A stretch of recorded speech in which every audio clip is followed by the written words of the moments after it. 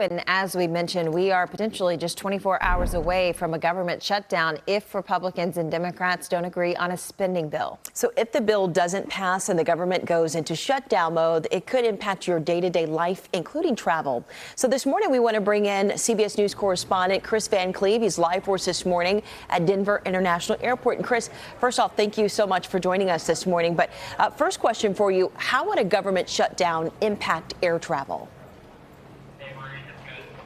Well, TSA officers and air traffic controllers would stop getting paid. They'd essentially be on the job, but not receiving pay. They'll eventually get back pay typically, but what can happen and what we saw play out back in 2018 when we had a 35-day shutdown was after TSA officers missed the first paycheck. So think about 2 weeks into a potential shutdown, we started to see sick calls climb and then soar at airports across the country. That meant long lines at checkpoints, some checkpoints being closed because there weren't enough officers to staff them. And in one case in Miami, they even closed an entire terminal at points because there weren't enough TSA officers. Now, air traffic controllers also working without pay.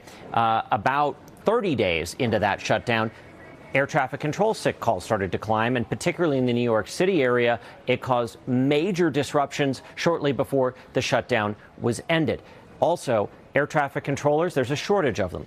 If during a shutdown, new hiring stops, as does training of new hires. So that slows the process in trying to get new people onto the line and controlling aircraft. So tomorrow, heading to the airport, if there's a shutdown, probably a limited impact, but the potential for delays and disruptions grows the longer this goes on.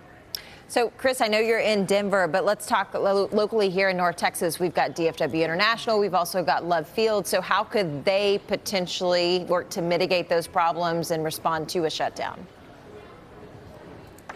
Yeah, what we saw back in 2018, you saw airports and airlines try to take some of the burden off of TSA officers. You might start to see airport or airline employees out here in front of the checkpoint, guiding people to the pre-check line or to the right direction. We also saw things like mini food pantries pop up at airports to help workers that had been going without a paycheck for 2, 3, 4 weeks at a time. So that those plans will sort of be ramped up as needed. I think the other thing the airlines will have to prepare for is the possibility of delays and disruptions to their flight schedule, particularly if sick calls start to climb again. Yeah, certainly all areas that we're going to be watching for impacts. Chris, thanks for your live reporting. And